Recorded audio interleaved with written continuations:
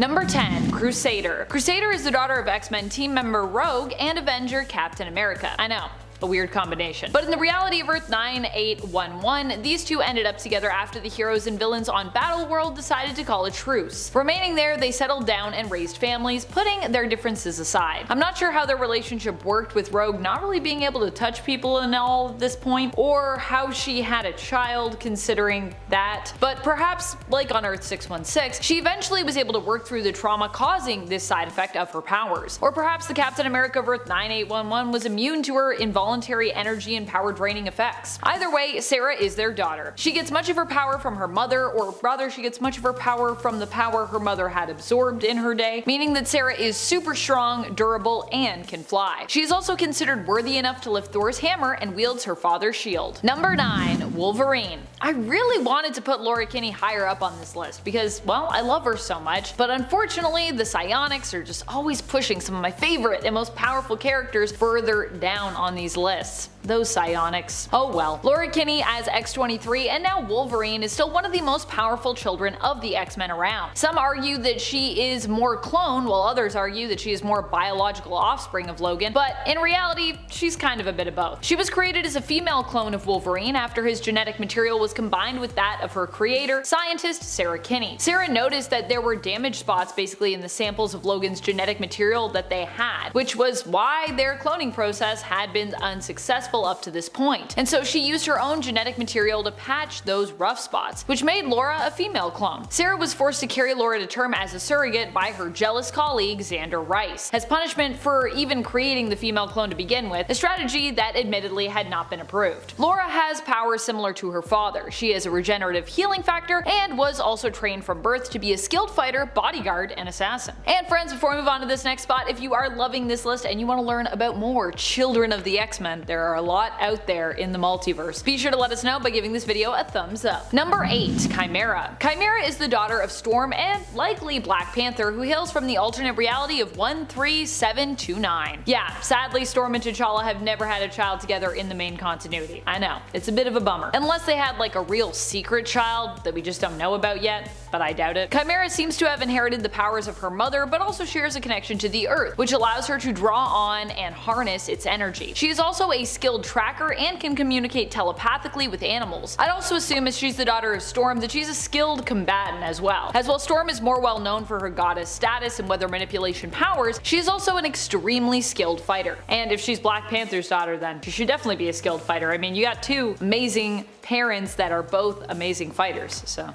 just saying. Number 7. Charles Xavier II. Charles Xavier II is the son of Charles Xavier and Mystique, if you can believe that. I know, it's pretty shocking. Charles Xavier II was technically born into the reality of Earth 616, where we later find out that while Mystique actually took the form of Moira when giving birth, Charles actually knew that he was in a relationship with Raven, so it wasn't like a trick of hers. They were actually just wanted to be together, I guess. This version of Charles, however, is an all grown up one from the alternate future of Earth 13729. When his powers first manifested, he accidentally killed his adoptive mother and ended up later joining forces with his half-brother Raze, another child of Mystique's sired by Wolverine, another child of the X-Men. Charles Xavier II has a brilliant and conniving mind and, like his father, is an immensely gifted telepath, capable of using his powers to bend others to his will. Number 6. Polaris. Polaris is the daughter of Magneto, and while you might not think of Magneto as being an X-Men, considering, you know, he started out as an X-Men villain, he has also worked with the team before and even served as a member himself. Heck, at one point he was in charge of the whole New Mutants crew, let's not forget that. Magneto may have some questionable methods when it comes to getting justice that put him on the spectrum of villain, but I think at the end of the day he's just trying to do what's best for mutants, or at least what he thinks is best for mutant kind. Polaris, like her father, also has magnetic based powers, which, like her father, are also pretty impressive. Polaris is considered an alpha level mutant and recently got to join the X-Men team herself after being elected to join them in the Krakoan X-Men elections. Psychic elections. Imagine if we could all just vote psychically. That would be awesome. That would be so much easier. You would just like sit down and you'd be like, who do I want to vote for? Done.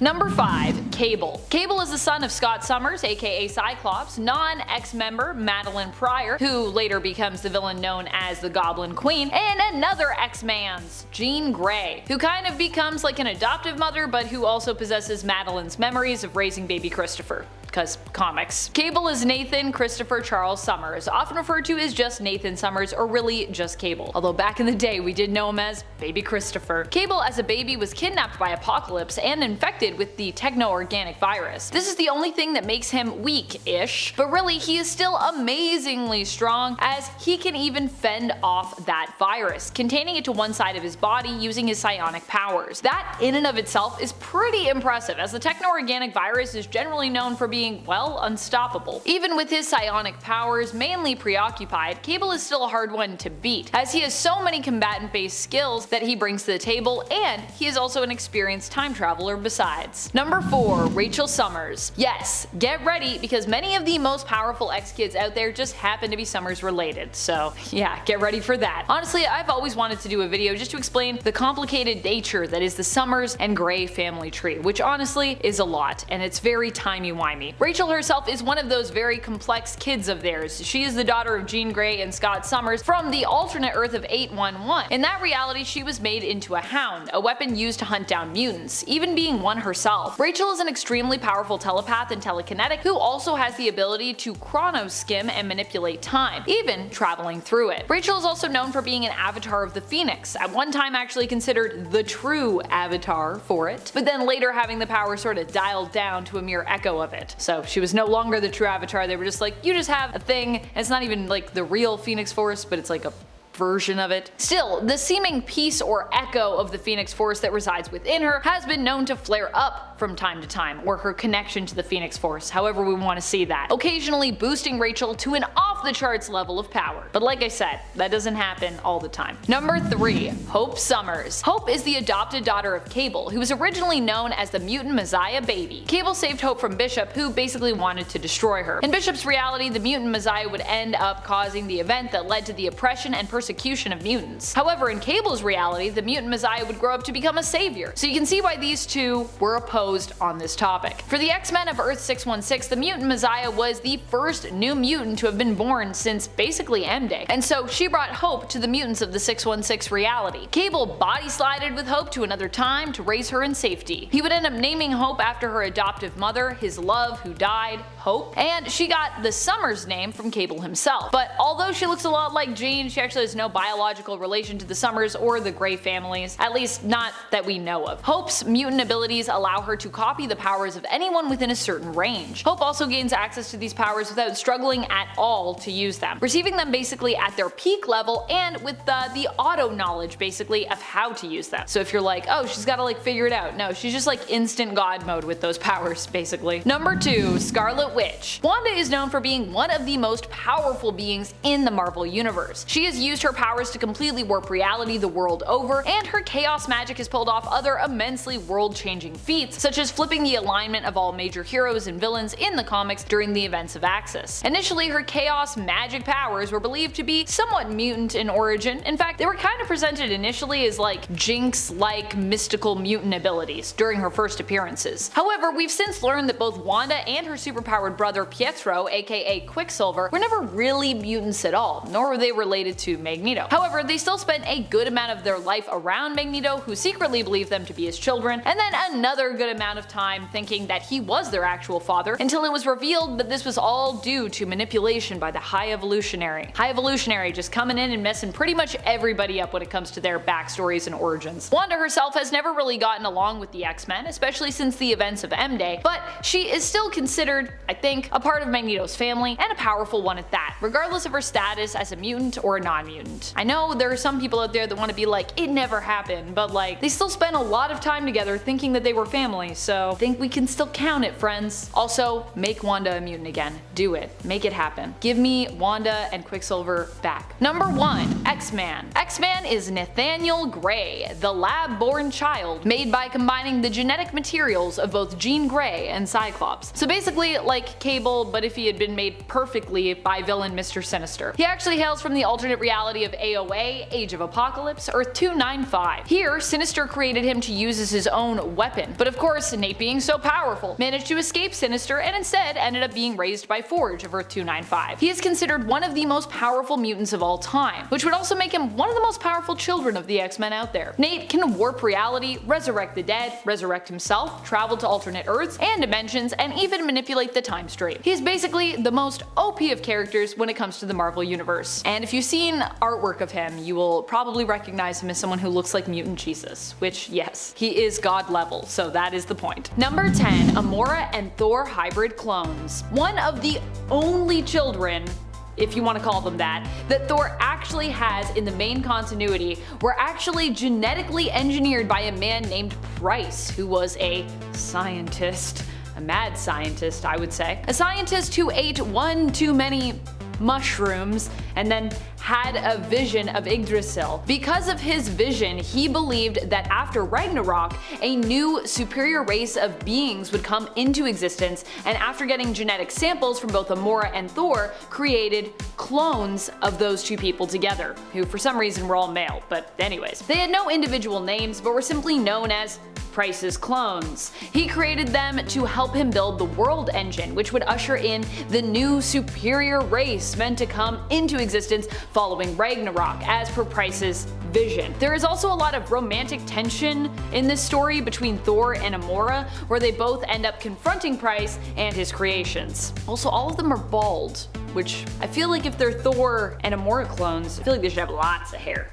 In my mind. Both of those people got lots of hair. Number 9, Modi the Angry. This Modi is the son of a past version of Thor, so not the Thor that we know from 616, but technically this Modi would be from 616. He is one of the few survivors of a past Ragnarok event. The Eye of Odin tells main continuity Thor about this tale, showing him the Ragnarok that had happened and a past version of Thor's place in it. While this past version of Thor died in a fight against the serpent, he was survived by his two sons, one of which was Modi. We don't know much about Modi, we don't even seem to know who his mother was. Technically, Modi is the son of a past Thor, but all versions of Thor's children are welcome on this list, so that's why we can count them. Especially as in the main continuity, Thor, like I said, doesn't really have kids. Not even in the comics. A lot of them are alt kids from alternate realities. Modi has bright red hair and seems to be armed with daggers.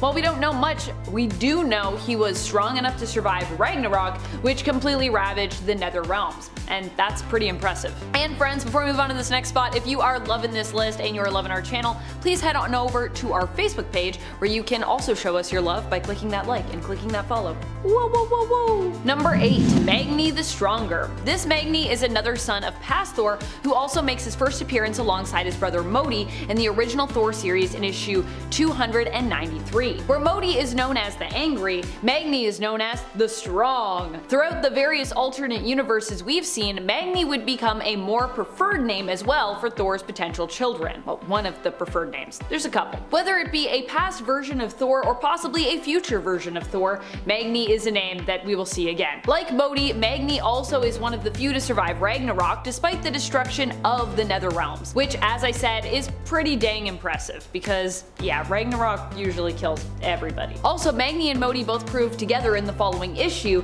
that they are both strong enough of will to resist the temptation to use their father's hammer Mjolnir to rule over the other surviving Asgardians, and that they are strong enough of might to hurl it away from them all the way through space and down to Midgard with a single mighty toss. It's a joint toss, but still, that's pretty impressive to me.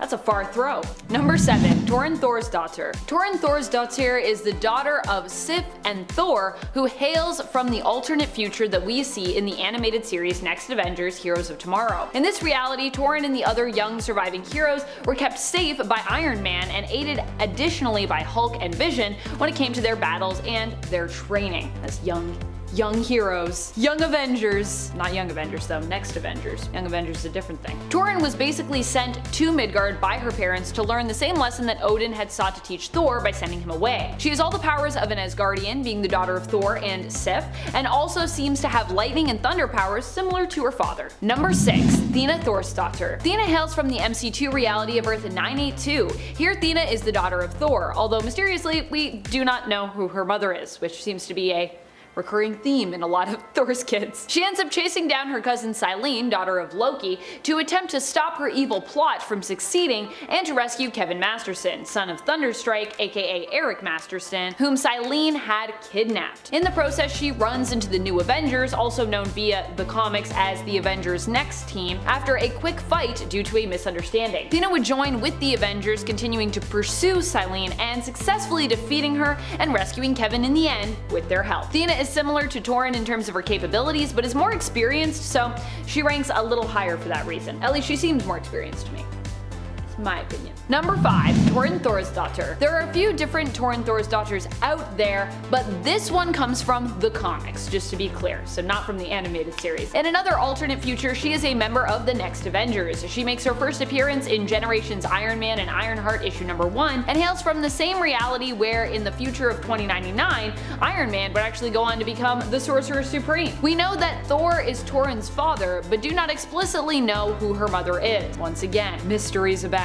Although if this Thorin is similar to the Thorin from the Next Avengers animated series, then her mother is likely Sif. This Thorin appears older to me, and for that reason she ranks a little bit higher than her animated version and a little bit higher than the MC2 Athena. Although she likely isn't as popular or well known among Thor fans as her animated counterpart. I would assume, I don't know. If you know this Thorin better, you can let me know in the comments. Number 4. Modi. This is the Modi we talk about normally when we mention that name in conjunction with Thor's. He is the son of Thor and Hela, who in the reality of Earth 1610, also known as the Ultimate Universe, which he hails from, were not uncle and niece as they are in the main continuity of Earth 616 in the comics, and were not brother and sister either as they are known to be in the MCU reality of Earth 199999. Sometimes referred to cinematically as Earth 616, which is super confusing for us because, you know, 616 is the main comic book continuity, so what are we doing with that? Thor made a deal with Hela to give her a child so that he might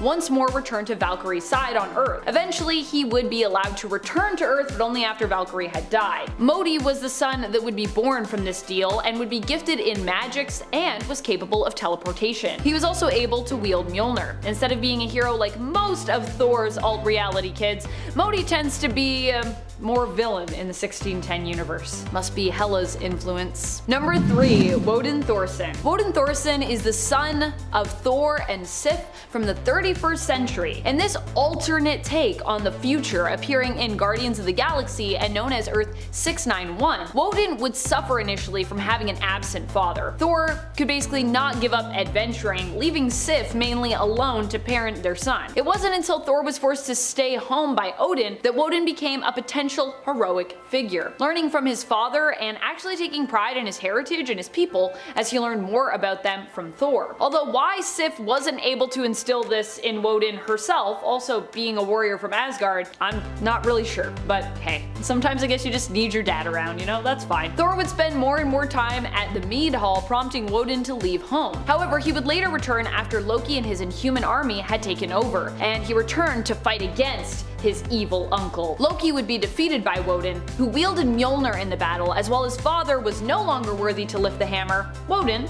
was. Number 2. Magni. This Magni is typically the one that we talk about when we are talking about the son of Thor, Magni. So usually when people say that, they're talking about this one. Like I said, there's a lot of repeating of names when it comes to alternate kids. It's great. It's a little confusing, but it's great. He hails from the alternate future reality of Earth 3515, which was erased from existence at the behest of Magni. The future Allfather Thor, who had Magni with his queen AMORA, the Enchantress, ended up traveling back in time to warn his past self about everything that would come to pass should he rule over Midgard, which is also something that happened in this future and sent Thor down a pretty dark path. Thor of the present listened to the warning of his future self and heeded it, preventing this Magni from ever really existing. When he did exist though, Magni was considered to be similar to Thor in his abilities, but he was also believed to be even stronger physically than Thor had been, being known as the God of Strength. Magni was also capable of wielding Mjolnir in his lifetime. His short lifetime. R.I.P. Number 1. STARBRAND. While not a child of his or Iron Man's loins, Brandy Selby became the adopted goddaughter of Thor in issue 32 of the 2018 Avengers series. He promised to take care of her after the Avengers, as he saw it, failed her mother, who died in childbirth. Thor especially felt bad as he had succumbed to being possessed by the Brood at that time, and really wasn't much help to the team when they came across the previous STARBRAND, Suzanne, Brandy's mother, who went into labor. She gave birth to a healthy baby girl, but didn't survive the delivery herself. She passed on her STARBRAND to her unnamed baby as she died, who was later named Brandy by the Avengers, who basically took Brandy in and kinda like did their best to raise her, Thor included. Kind of, I think, a pretty fun story. Lately, she's gone through a dramatic age up in the comics, which has also seen her come more into her own when it comes to controlling her power and tapping into its full potential. And if you didn't know, the STARBRAND is pretty amazingly powerful when we're talking about cosmic power forces. It's pretty nuts. A lot Brandy could do with that for sure. A lot of harm, a lot of good. A lot of stuff. Coming in at number 10, we have Behemoth, an evil clone of the Hulk. Created through the scheming of the villainous Master of the World, an enlightened caveman of a villain who usually fights against the Canadian superhero team Alpha Flight, this clone was named Behemoth when he was sent along with several other cloned heroes to fight the Heroes for Hire. And while any clone of the Incredible Hulk is obviously going to be a bit intimidating, this clone luckily wasn't long for this world, surviving just a single issue before the Heroes for Hire defeated him by blowing up the entire island they were fighting on. Then again, if you're fighting the Hulk, that's probably the least messy ending you're likely to get. Coming in at number 9, we have Daydream. Now, this entry might be more of an honorable mention, as it's a bit unclear if Daydream was genetically tied to Bruce Banner at all, or just Betty Ross, but either way, she's definitely one of the weirdest daughters someone could have. Created by combining the mental energies of both Betty Ross and the Marvel villain known as Nightmare, Daydream is half human and half dream entity, capable of teleporting at will and reshaping the dreams and mental state of anyone around her, including the Incredible Hulk. Coming in at number 8, we have another technical Hulk daughter with Carmilla Black, aka the new Scorpion. A genetically engineered human created from the genetic material of Monica Rappaccini, the scientist supreme of AIM, and Bruce Banner. Carmilla has a scorpion stinger connected to her arm and a natural immunity to every poison in the world. While best known for serving with S.H.I.E.L.D. after discovering her origins were connected to the evil AIM, Carmilla has served with several different teams over the course of her career, and even if she might not be aware that she has some of Bruce Banner's DNA within her, she definitely is a green fighter the Hulk could be proud of. Coming in at number 7, we have the Incredible KLUH. And just in case you can't tell from the text on screen, yes, that's just the Hulk spelled backwards. Created by the psychic villain Xemnu to be a superior clone to the original Grey Hulk, KLUH was far more intelligent than the usual Grey Hulk persona, at the cost of him being slightly less powerful than his original inspiration. KLUH was nearly able to kill both the Green and the Red Hulk with the help of Xemnu, but was eventually defeated whenever the hero Impossible Man combined both Red and Green Hulks into the Compound Hulk, a more powerful gamma creature that was able to put down KLUH for good. Don't you just love a totally normal and not weird at all comic book ending? Coming in at number 6, we have Hero KLUH. An infant son that the Hulk thought he had lost during the destruction of the planet Sakaar, Hero spent many years wandering the galaxy after he survived the explosion due to his mother's cocoon. Embracing the heritage of his mother's people, Hero converted their religion's old power into a new power by merging his psychic abilities with that of Galactus's power cosmic. While not green-skinned or as strong as his father, Hero KLUH has continued to try and lead the Sakaaran people and find them a new suitable home amongst the stars. Coming in at number 5, we have the Nerd Hulk, an evil clone from the Ultimate Universe. Created from Bruce Banner's stem cells by the sociopathic brother of Tony Stark, Gregory, Nerd Hulk was intended to be the best of both worlds version of the Hulk, with all the strength and rage of his gamma form combined with the intellect and restraint of Bruce Banner. However, this had the downside of making the Hulk actually afraid of combat despite his strength, and for a long time he was considered a bit of a laughingstock until by chance he was bitten by the Ultimate Universe's version of a vampire. This combination of a vampire's bloodlust and the Hulk's strength finally made the vampire Nerd Hulk a worthy villain for the Ultimates, and was only able to be defeated when he was cleverly teleported across the world into sunlight by Captain America.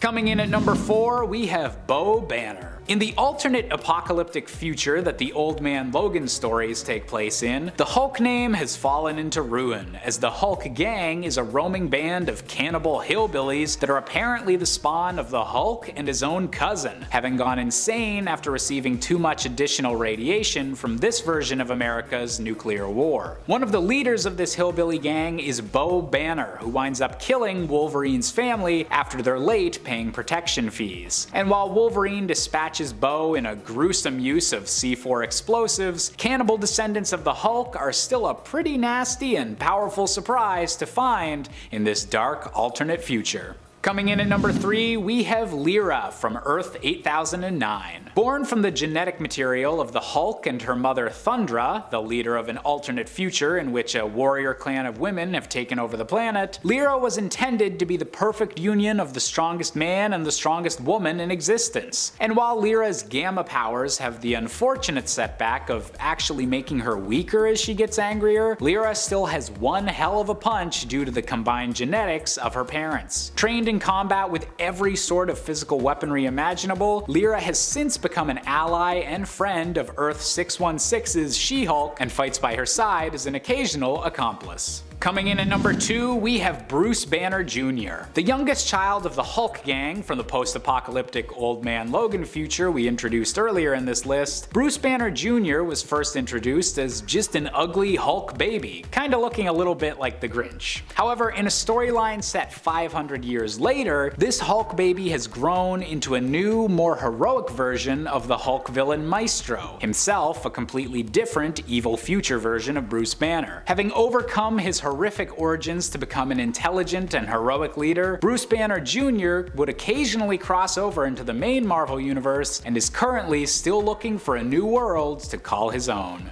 And finally, coming in at our top spot, we have Scar, the son of the Incredible Hulk and the older brother of hero KLUH. The offspring of the Hulk and Sierra the Old Strong, Scar's mother died so that he might live during the destruction of his planet, and eventually made his way back to Earth following in his father's footsteps. Calling himself the Killer of Killers, Scar has all of the strength of his father combined with the stone and magma manipulating power of his mother, and has walked the line between hero and anti-hero often enough that he was even Steve Rogers' double agent whenever Norman Osborn had taken over the Dark Avengers. No matter what situation he finds himself in, Scar will always be one of the strongest gamma beings in the entire Marvel Universe. Coming in at number 10, we have Jack Rogers, Steve Rogers' descendant from the year 2314. In an alternate future where a diluted version of the Captain America Super Soldier Serum is regularly given to everyone on Earth, a father named Jack Rogers from Steve Rogers' original bloodline is stunned to discover that the Kree Empire has been altering the serum and using it to enact control over humanity. Without any superpowers of his own, Jack Rogers definitely won't rank high on any list of powerful characters, but his willingness to grab the shield of his ancestor and stand up for what's right definitely earns him an honorable mention on this list. Coming in at number 9, we have Aaron Fisher, another example that doesn't quite have any superpowers of his own and isn't a direct child of Steve Rogers, but still earns a spot on the list due to continuing Captain America's legacy. Kicked out into the streets of Las Vegas as a vagabond following his father's discovery that he was gay, Aaron became a symbol to the homeless and disenfranchised teens of the city as he used a makeshift shield and the imagery of Captain America to fight back against the corrupted corporation Roxxon, becoming a part of a whole network of captains across the country standing up for what is right. Coming in at number 8, we have James Rogers, the alternate universe son of Captain America and Black Widow. In a future where Ultron had wiped out most of the other Avengers, Tony Stark taught a new generation of heroes from within a secret army base in the Arctic. Wielding an energy-based version of the original Captain America's shield, James Rogers led the next Avengers team after Ultron discovered their location and captured Tony, alongside unleashing an army of mechanical replacements for all of the the original Avengers. And